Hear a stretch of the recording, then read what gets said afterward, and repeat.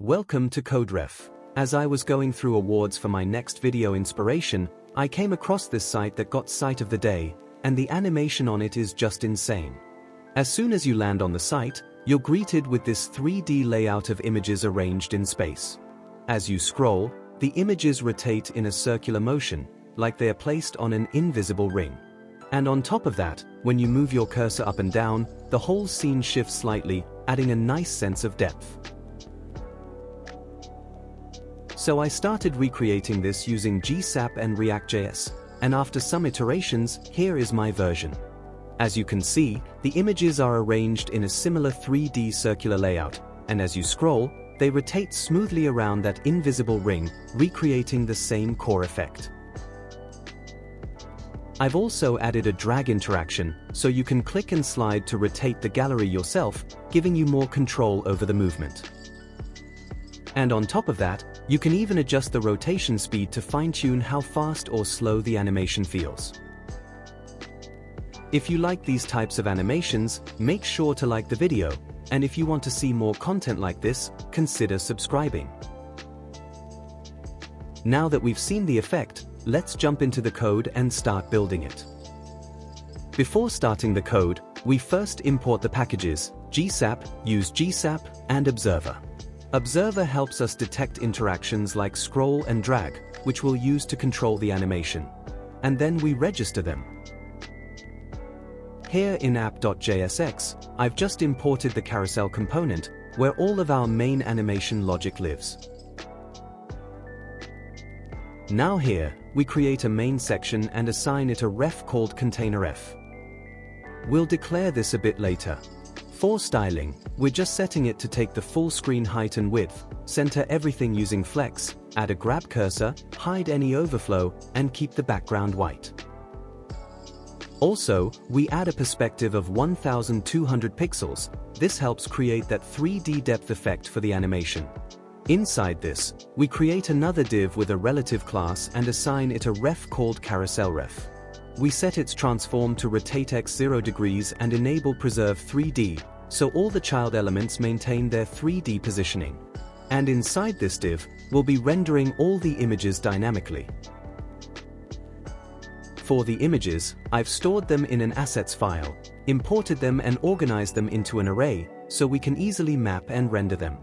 Now here, we loop through the images using map and render each one.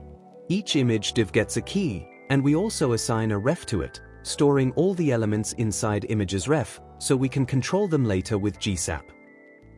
For styling, we position everything absolutely at the center, set the background image, and make sure it covers properly without repeating. We're also setting responsive width and height values for different screen sizes.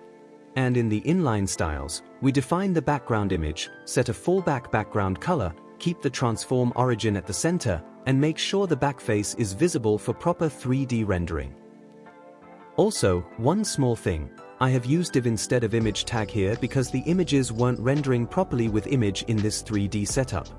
Now we declare all the refs, CarouselRef, containerref, and imagesRef. CarouselRef is for the main carousel container, containerref is for the outer section, and imagesRef is an array where we store all the individual image elements. And at the top, we also import the required packages, GSAP, use GSAP, and Observer. Now we move to the GSAP part using use GSAP.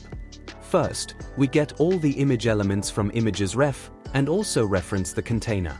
Then we create a radius variable, which will control how far the images are placed in the circular layout. We also define a progress object, which we'll use to control the rotation animation.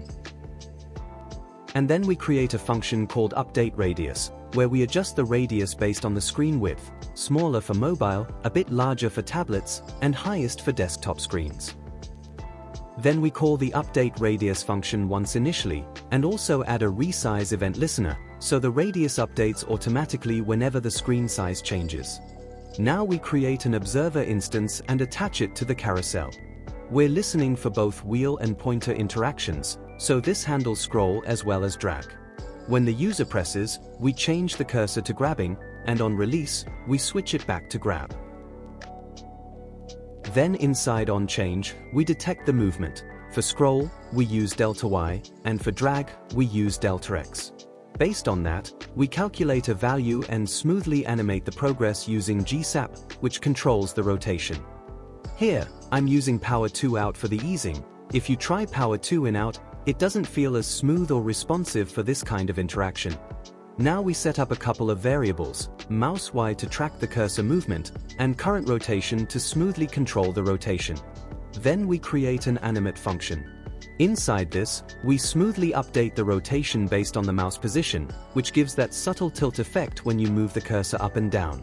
We apply this rotation to the carousel using rotate X.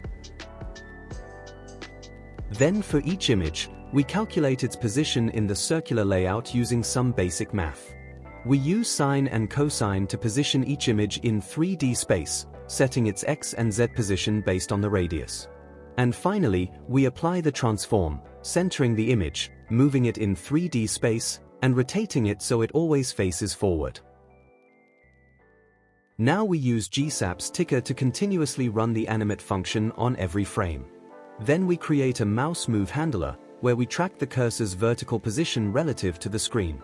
This value is then normalized between -1 and 1, which we use to control the tilt effect. And finally, we add an event listener to update this value whenever the mouse moves. Finally, we return a cleanup function. Here, we kill the observer instance, remove the GSAP ticker, and also remove all the event listeners like mouse move and resize. This makes sure everything is properly cleaned up when the component unmounts.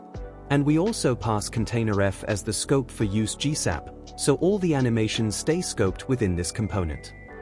Here, I changed the easing to Power 2 out as it feels more responsive.